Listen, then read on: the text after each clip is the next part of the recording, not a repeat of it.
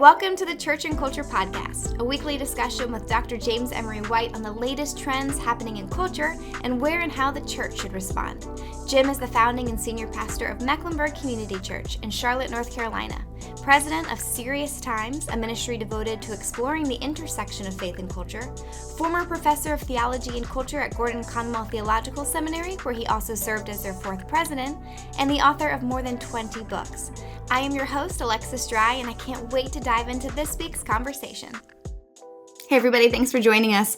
A couple of weeks ago, Jim, you wrote two separate blogs on what seemed to be related topics. One was on the rise of cultural Christianity in the West, and the other on the incurably churchy desires of our souls. You first noted how, despite the trend in America for people to identify themselves as, religiously unaffiliated, they don't actually want to disaffiliate themselves from all things related to religion. In fact, there are many traditions, symbols, I'll use Gen Z language here, vibes associated with Christianity that even the nuns do not want to part with.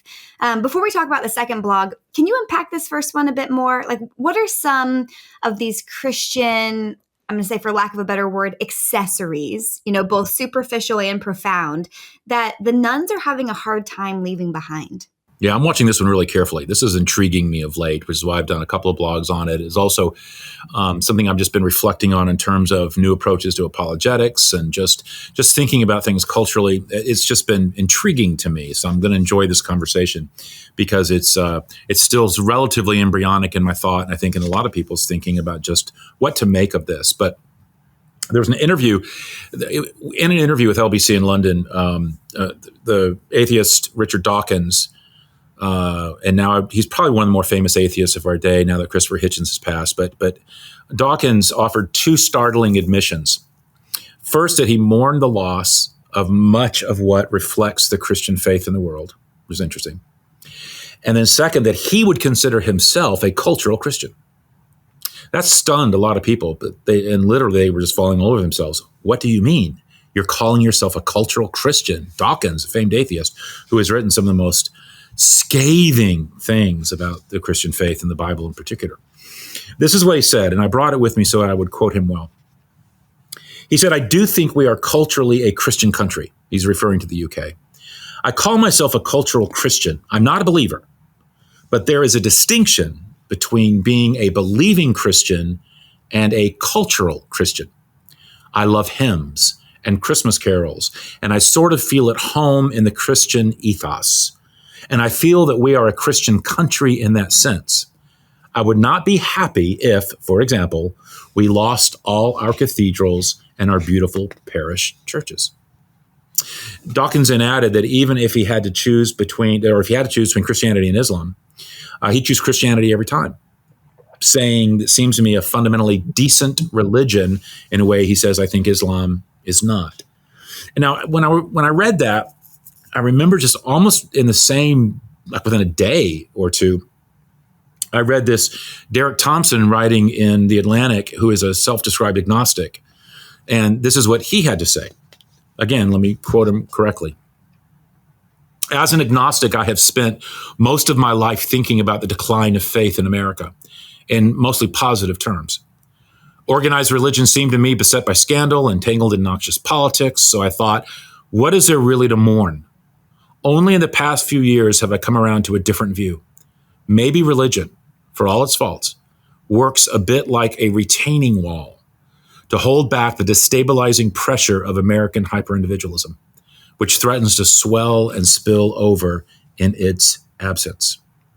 And he adds that rituals of religion bring that which is embodied, synchronous, deep, and collective. His final words are really interesting. He says, "It took decades for Americans to lose religion. It might take decades to understand the entirety of what we lost." So I just found it really strange that a famed atheist bemoaned the loss of what Christianity brought to culture, and an agnostic the loss of what Christianity brought to the dynamics of human community.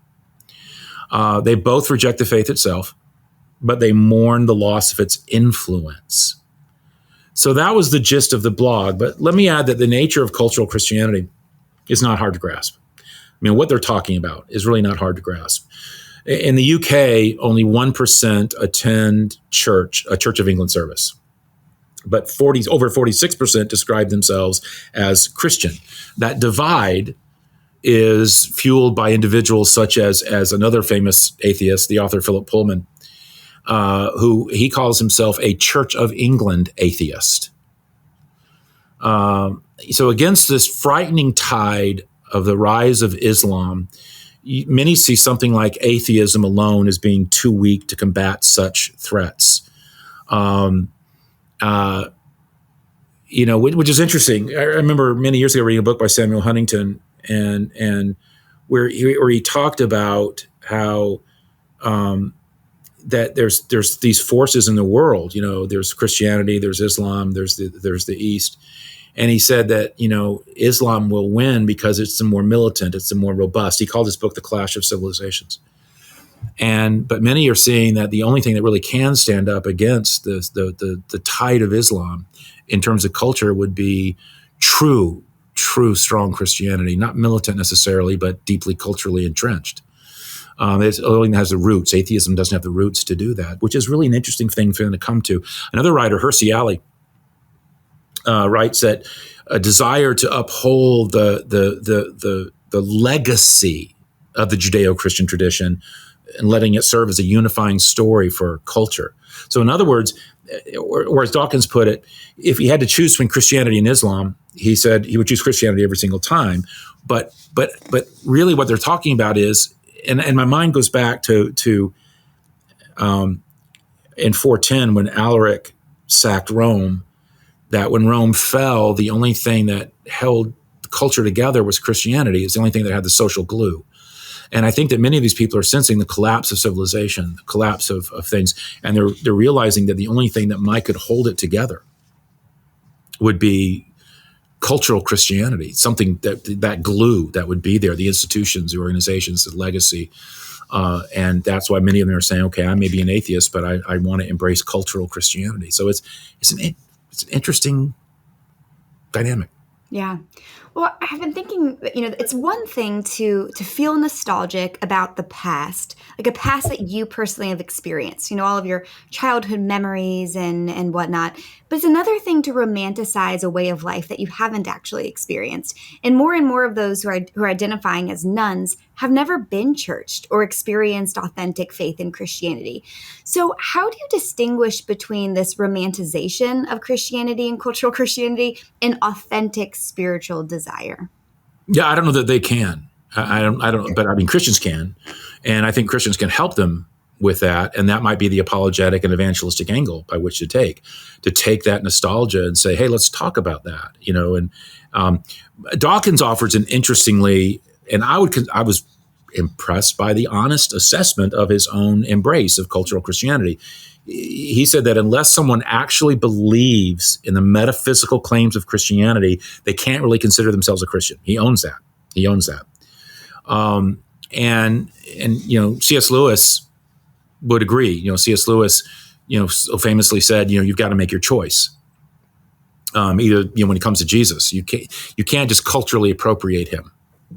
Either this man is or was the Son of God, or was or is, or he is a madman or something worse. You can shut him up for a fool. You can you can spit at him and kill him as a demon. You can fall at his feet and call him Lord. But he said famously, don't come with any of this patronizing nonsense of him just being a great human teacher. He hasn't left that open to us, and he didn't intend to.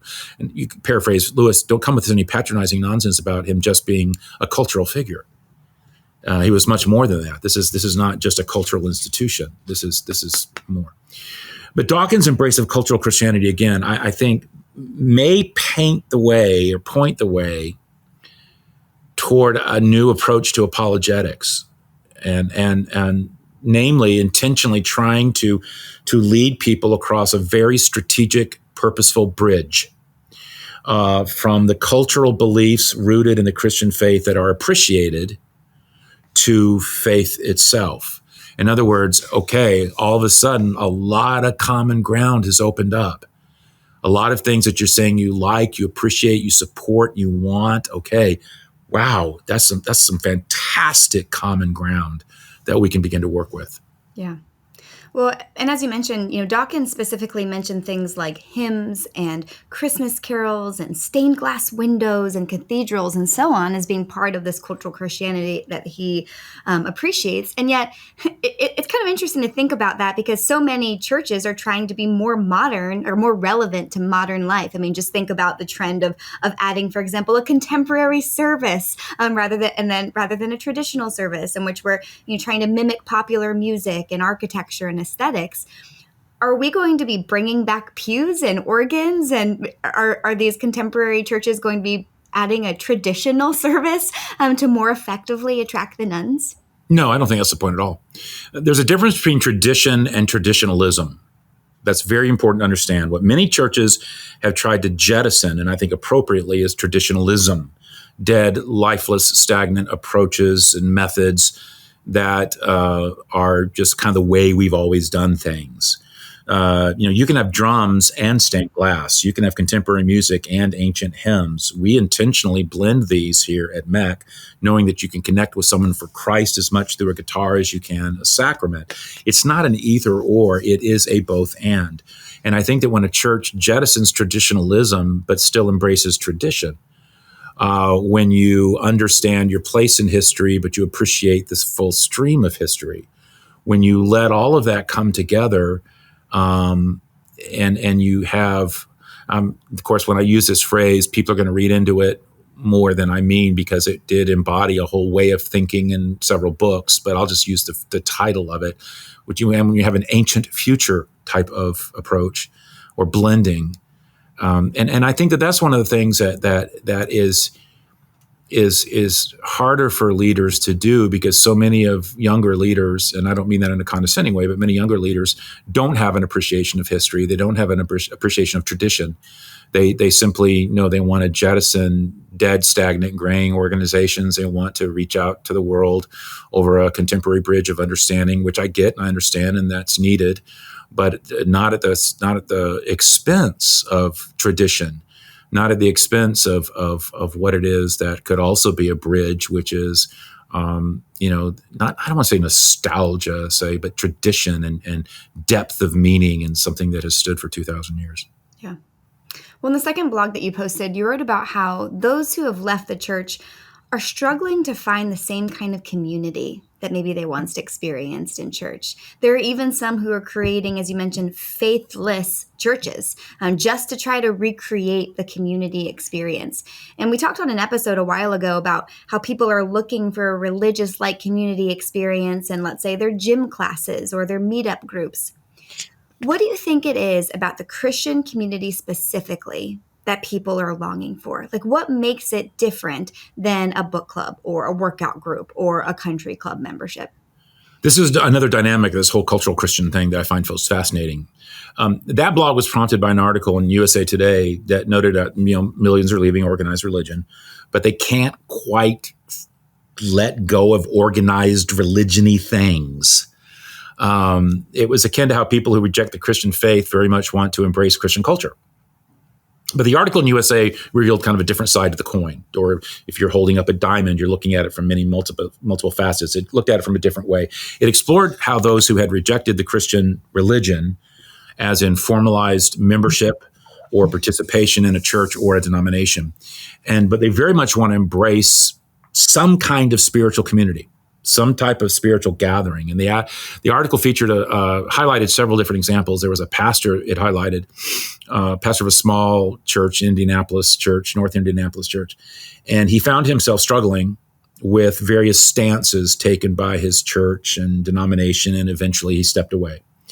Yet he craved, he said, the brotherhood was his phrase, that he'd enjoyed as part of that congregation.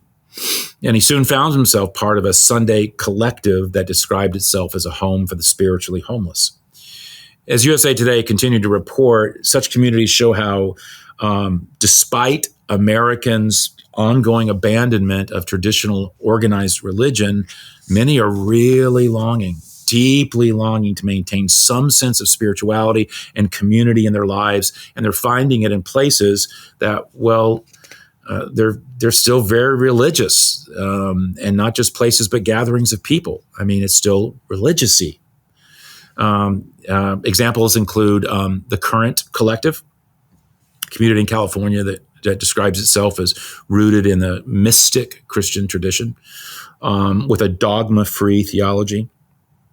There's the Sunday Assembly USA, which is London-based, secular network. It has branches, though, in 13 American cities. You have sociologist Christian Smith, whose work I've always appreciated, calls it the post-religious organizational field. And I thought that was an astute way of putting it, the post-religious organizational field. And right now he's conducting extensive research on this in light of a forthcoming book that should be quite fascinating to read. But let me chase a rabbit here. It's been widely noted that human beings are incurably spiritual, if not religious. We are all of us deeply spiritual beings, and regardless of our individual beliefs, one of the most interesting manifestations throughout all civilizations is the deep spiritual hunger of men and women. Anthropologists have discovered that human beings are incurably spiritual and conscious of the idea of God. This was put forward and described by Blaise Pascal, the great 17th century philosopher and mathematician, French philosopher and mathematician, as the God-shaped hole in every human being.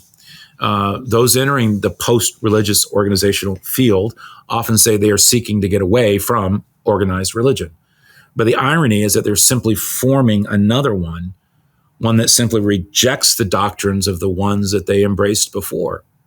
So let's be clear about how much of the de-churching that is taking place among the rising of the nones.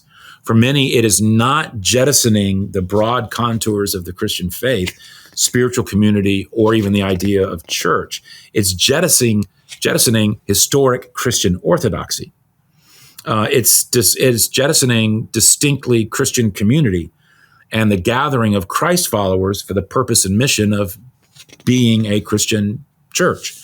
And then they're just replacing it with a gathering that has no beliefs that transcend human thought, a community that is not infused with the power and presence of the living God through the Holy Spirit, and a purpose that does not go beyond satisfying spiritual narcissism. Their stance on oversight is to have no oversight. Their stance on doctrine is to have no doctrine. Their stance on spirituality is to have their own spirituality, but they gather. Yet they gather. So it would seem that we're not simply incurably religious, but incurably churchy, which is why I don't believe it will be long before they hunger for more than the brotherhood they had before, but they really hunger for the actual church, because it really is. It's like, you've heard me, share this, I think, before. Frederick Buechner tells a story about a boy who shot and killed his father, and he was put in a detention center and was asked, well, why did you kill your father? He said, I hate my father. I hate my father. And one night, a guard was walking down the hallway of the detention center and heard the boy sobbing in his room. And he stopped to listen to what the boy was sobbing, and over again, he says, I want my father. I want my father. I miss my father. And Buechner says it's kind of a parable of our day. We've killed our father, and now we long for him. And I think that in many ways that's what you're finding. They just can't get over the father that they've killed and the hole that it left behind. Yeah. Do you think the church is at all responsible for peddling cultural Christianity? Sectors of it. I think this is what led to the demise of the mainstream Protestant church throughout the West. They abandoned orthodoxy, but they kept the trappings of faith. That won't work. Dawson and others might pine for those trappings, but they only had power from what pulsated within them, what they represented, the meaning they conveyed. It's almost like Dawson is attracted to a distant echo of what once boomed, the residual power that was there, still reverberating off those walls, even though that cathedral might have not been used in decades or centuries. Now, having said that, as mentioned, Dawkins' embrace of cultural Christianity, again, may point toward a new approach to apologetics in terms of working on all this. I tell you, you start off by saying you like this cultural Christianity. Okay, now let me tell you why you have this attraction.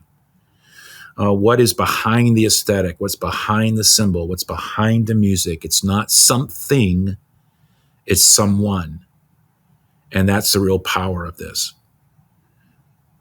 What I find interesting is that, a biblical view of cultural Christianity really has little to do with hymns or holidays or buildings.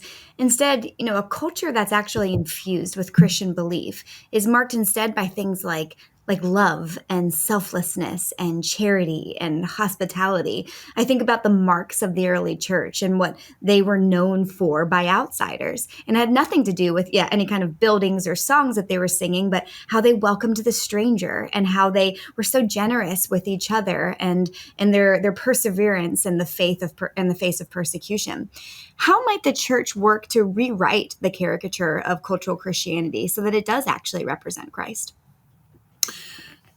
First, let me go back to something you said. I think that we might say now the buildings have little to do with, authentic stuff, but not when they built them.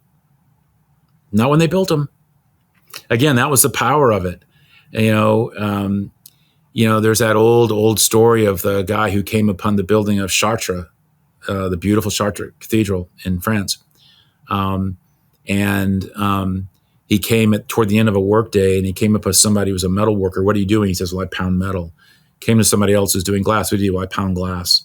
And a mason, well, I just do brick and stone. And then he came across this old woman who was sweeping up the shards from the day and cleaning up. And he said, well, what are you doing? And she says, she kind of looked up and she says, I am building a cathedral to the glory of the Almighty God. And that really was what was behind those great cathedrals. They were building in the glory of God. They wanted it to be a testimony to the world. Look at God. Come in here and be awestruck and let it turn your thoughts toward God. Let it be something that promotes worship and provokes worship. But having said that, a couple of thoughts come to mind based on your question. First, the historic power of Christianity's influence on culture and the challenge that it brings us today. Because the way you posed the question was spot on. In the ancient world, the influence of Christians acting as salt and light brought a stop to infanticide. It ended slavery. It liberated women. It created hospitals, orphanages, schools. During the medieval era, Christianity kept classical culture alive through the copying of manuscripts. Read Thomas Cahill's book, How the Irish Saved Civilization, for a fun read on that. But also the building of libraries and the invention of colleges and universities. In the modern era, Christians led the way in the development of science. The scientific method was really built on a Christian worldview. Political and economic freedom owed a debt to Christians.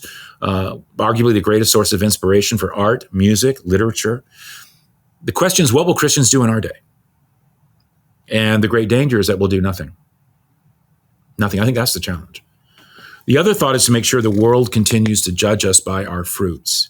Dawson and others might lament the passing of cultural trappings, but what we really want is for them to lament our influence as salt and light. And I think it brings to mind a story that I can't remember if I told once on one of these podcasts, or maybe I just told it recently in a talk. I don't know. When you're my age, it's all one thing. But the late Peter Marshall told a story called The Keeper of the Springs. And it was about a man who lived high above an Austrian village in the deep forest of the Alps.